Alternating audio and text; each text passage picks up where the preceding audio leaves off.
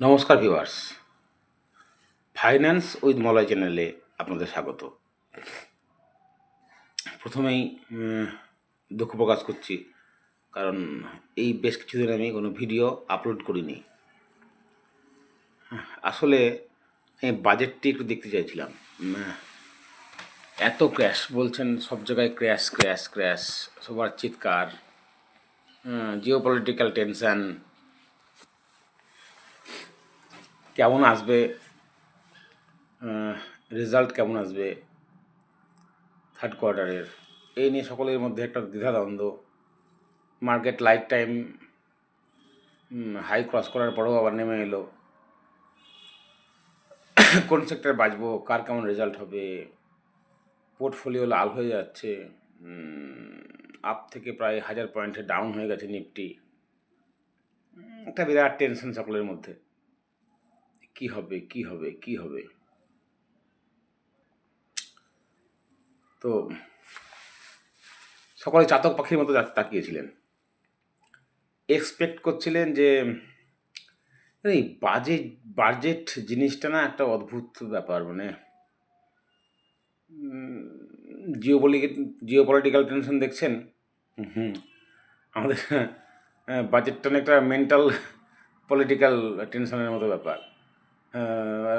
মানসিক রাজনৈতিক অবস্থা, কি বলবো, যে কি ছাড় দিচ্ছে, সকলে দেখছি কী ছাড় দিচ্ছে, কোথায় কি সস্তা হচ্ছে, ইনকাম ট্যাক্সে ছাড় দেবে কিনা, কিছুদিন পর আবার 8 পে কমিশন হতে পারে, সেন্ট্রাল গভর্নমেন্ট এমপ্লয়ীদের 8 পে কমিশন হতে পারে, তাদের স্যালারি বাড়বে, সেখানে তো 12 লাখে আর ট্যাক্স রিবেট পাওয়া যাবে না, তাহলে আজ যদি ডবল করে দেয় 24 লাখ করে দেয়। এইসব একটা ব্যাপার, এই যেমন মেন্টাল পলিটিক্যাল টেনশন, তো এইসবগুলো থাকে। ট্রেডাররা তাকিয়ে থাকে কোনো ট্যাক্স ছাড় পাবো কিনা। Long term capital gain, short term capital gain তো কংগ্রেসের আমলে ছিল না, বিজেপির আমলে ছিল।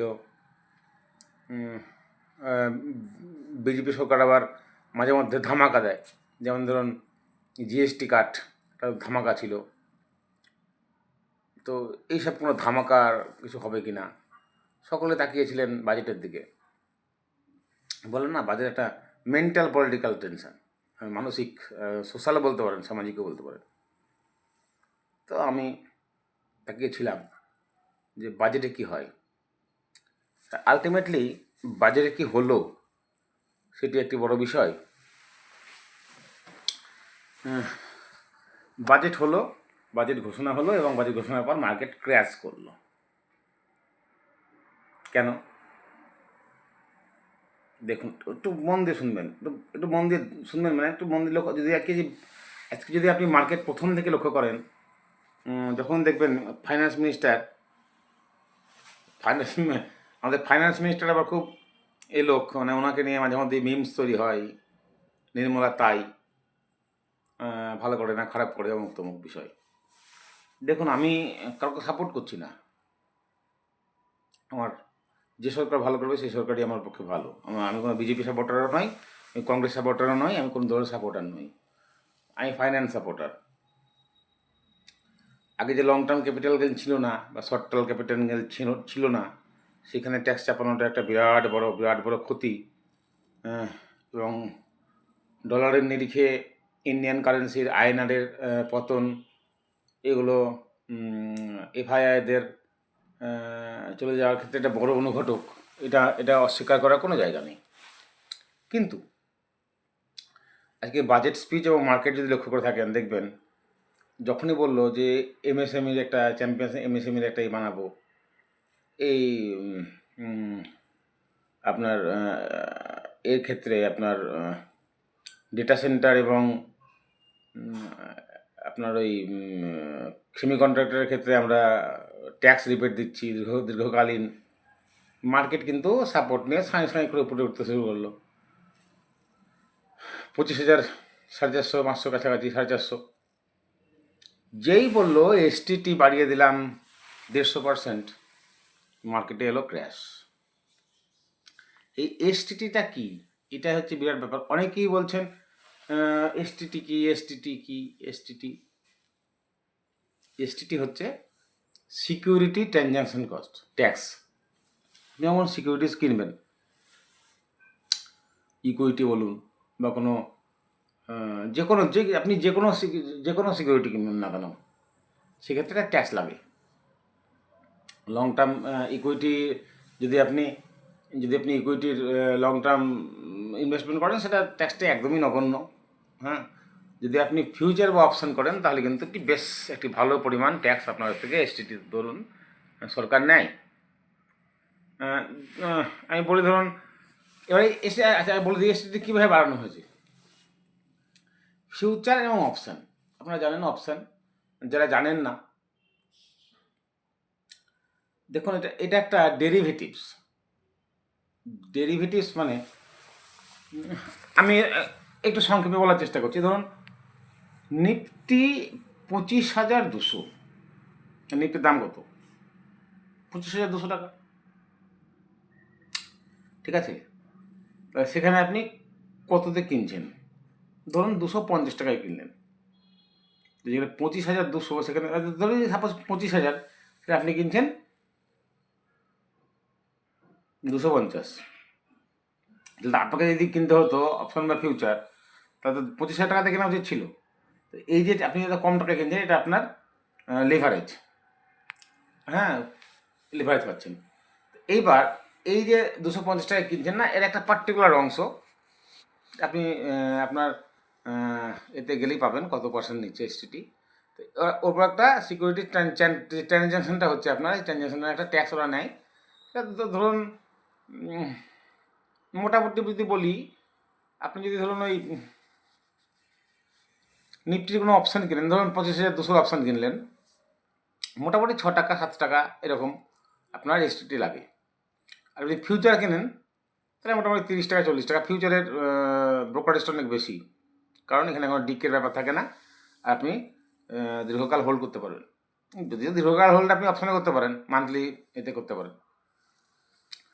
তো ওখানে কোনো ডিকে ফিকেট ব্যাপারটি নেই আপনার এতে, কী বলে, আপনার ফিউচারে। তো ফিউচারের এই এসটিটিকে বাড়িয়ে 150% মানে প্রায়, বুঝতে পারছেন, আড়াই গুণ করে দেওয়া হয়েছে। ধরুন আপনি 25,200 একটি এক লট নিফটি কিনলেন, আপনার এসটিটি যেখানে ধরুন মোটামুটি 30 টাকা, তো এবার আপনার কত লাগবে? 150%, মানে আড়াই গুণ, মানে 30 টাকা বা 40, ধরুন সাপোজ 40 টাকা হিসাব দিই, 40 টাকা ধরুন আপনার এসটিটি লাগে। উপকারটা বেশি, 40 টাকা হলে কত হবে? 40 আর প্লাস আরও 50%, 20, মানে 100 টাকা আপনার এসটিটি লেগে যাবে। যে 40 টাকা এসটিটি লাগছিল, সেটা এখন 100 টাকার এসটিটি লাগবে। অপশানের ক্ষেত্রে কী করা হয়েছে? অপশানের ক্ষেত্রে করা হয়েছে 50%।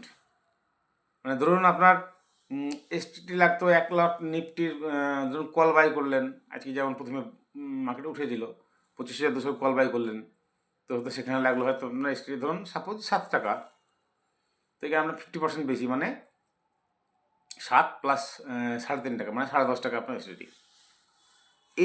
এই ঘোষণার পরেই মার্কেট কিন্তু চরমভাবে ক্র্যাশ করলো। কেন করলো? দেখুন, যারা রিটেলার তারা কি করেন, এটা ক্র্যাশ করার পেছনে কারণটা বুঝুন। যারা রিটেলার তারা কি করেন? ধরুন আমি 10,000 টাকা নিয়ে মার্কেটে এসেছি, আমি অপশান বাই করছি, লস করব। কিন্তু যারা বড় ট্রেডার বা বড় যারা হাউস, তারা কি করে? তারা ধরুন, মন দিয়ে শুনবেন, ছোট হিসাব দিচ্ছি, এটা ওরা ছোট হিসাবে করে না, ওরা কোটি কোটিতে ডিল করে। ধরুন রিলায়েন্সের একটি স্টক বাই করলো, ধরুন সাপোজ 1500 টাকায় একটা শেয়ার কিনলো, 1500 থেকে বাড়তে 1600 গেল। ফান্ড হাউস কী করবে? ওই 1600 একটি পুট অপশানে গিয়ে সেল করে দেবে, এবং এই 1600 একটি পুট অপশানে গিয়ে সেল করবে, আর হয়তো 1550 বা 1500 একটি কল অপশানে গিয়ে বাই করবে, অপশানে কল হয়তো সেল, ওখানে হয়তো একটা পুট সেল করবে, হ্যাঁ একটা বাই সেল করবে, এটা কল বাই করবে, কল সেল করবে, উপরে একটা সেল করে দিল, নিচে একটা সেল করে দিল। এবার যদি হয়তো বোঝাতে পারলাম না ব্যাপারটা, ভালো করে বুঝুন। আচ্ছা আমি বাইং দিয়ে বোঝাই, সিলিং, বাইং সিলিং একই জিনিস, সিলিংয়ে পয়সা বেশি লাগে। ধরুন 1500 থেকে গেল 1600-তে, 1600-তে গিয়ে ও একটি রিলায়েন্সের 1600-র একটি কল সেল করে দিল, আর 1550-র একটি পুট সেল করে দিল। ওর কিন্তু কেনা আছে, ওর কিন্তু ডেলিভারিতে কেনা আছে ধরুন একটি। এবার যদি কি হয়, এবার যদি রিলায়েন্স আরও বাড়ে, রিলায়েন্স যদি ধরুন 1600 থেকে 1700 যায়, তাহলে তার কোনটিতে লাভ হবে? তার যে পুট সেল করেছিল, মানে কল বাই করেছিল, পুট সেল করেছিল, সে পুট সেলে লাভ হবে।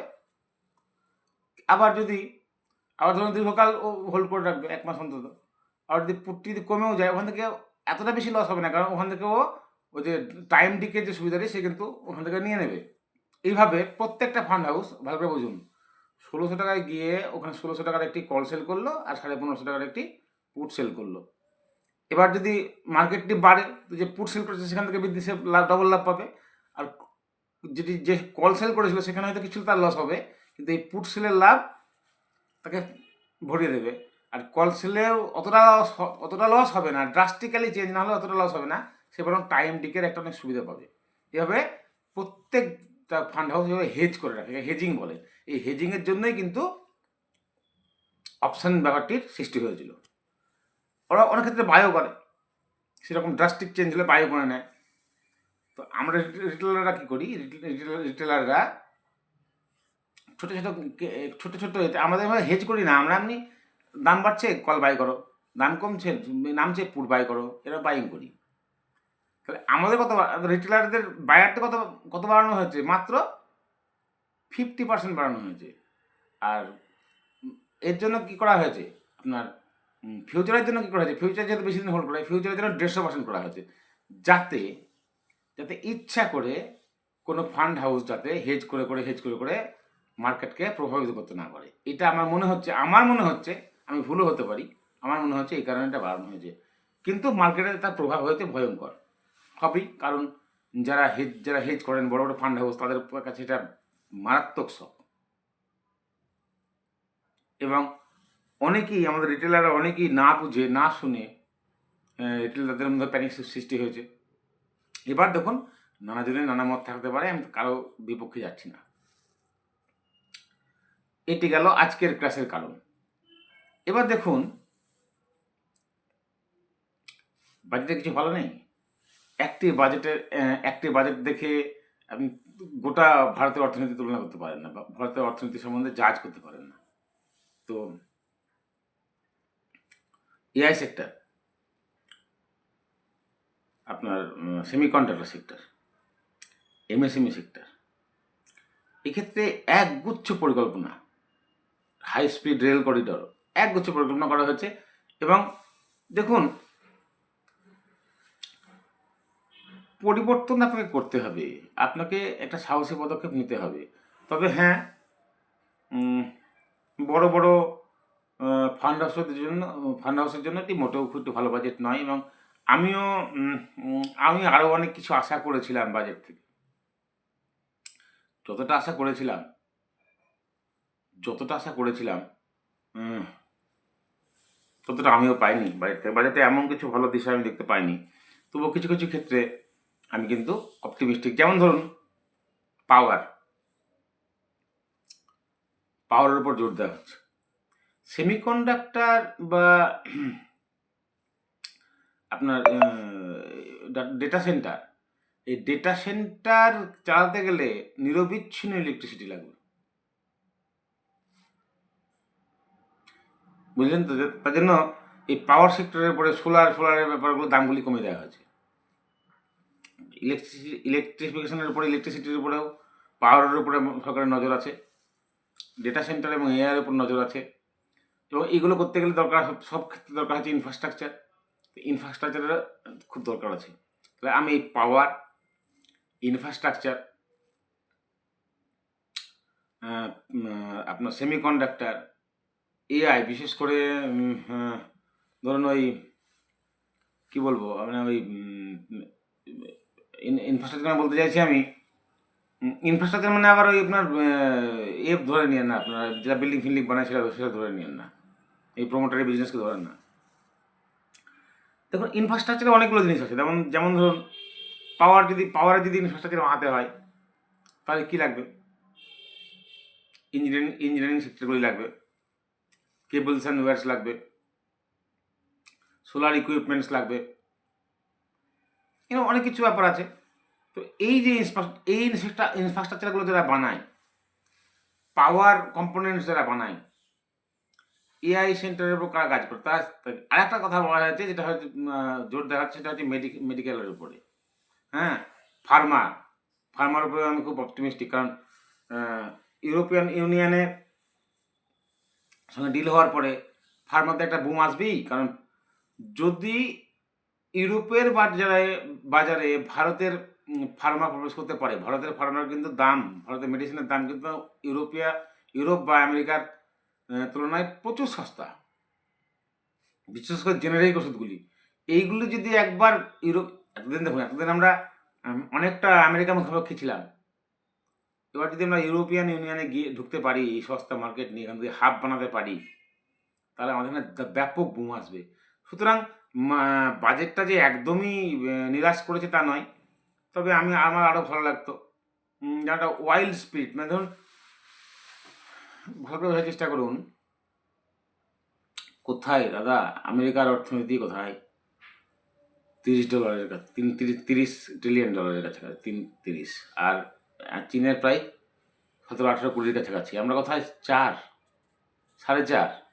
তাহলে ফার্স্ট সেকেন্ডের সঙ্গে ফোর্থের ডিফারেন্স ভাবুন।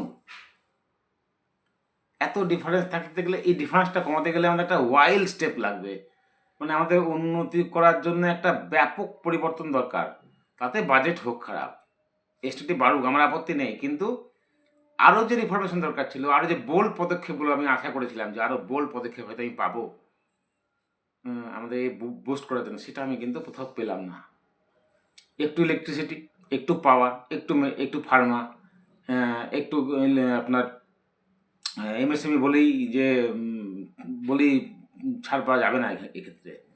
আরও বোল্ড ডিসিশন লাগবে, আরও রিফরমেশন লাগবে। ক্যাপিটাল এক্সপেন্ডিচার বলে একটা কথা আছে, ক্যাপিটাল এক্সপেন্ডিচার না বাড়ালে, মার্কেটে লিকুইডিটি পুশ করার চেষ্টা না করলে পরে কোম্পানিগুলিও তো উৎসাহ পাবে না। তো সেই ক্ষেত্রে কোথাও যেন ঘাটতি দেখলাম, কোথাও যেন চেপে একটা কষ্টকর, মানে আমার ঠিক আমার এক্সপেকটেশনটাকে ফুলফিল করলো না বাজেট। তবুও যে আমি এসটিতে নিয়ে হতাশ নই, এসটিতে আমার কিচ্ছু হয়ে যায় না। আমি চেষ্টা করব পাওয়ার, ইনফ্রা এবং ফার্মার দিকে নজর দিতে। আশা করি কিছুটা আপনাদের এই ক্ষেত্রে সুবিধা হবে। ভিডিওটি কেমন লাগলো বলবেন। ভালো থাকবেন, সুস্থ থাকবেন, ইনভেস্টেড থাকুন, ভালো কোম্পানি, গ্রোথ কোম্পানিতে ইনভেস্টেড থাকুন, পয়সা হবে। নমস্কার, ভালো থাকবেন।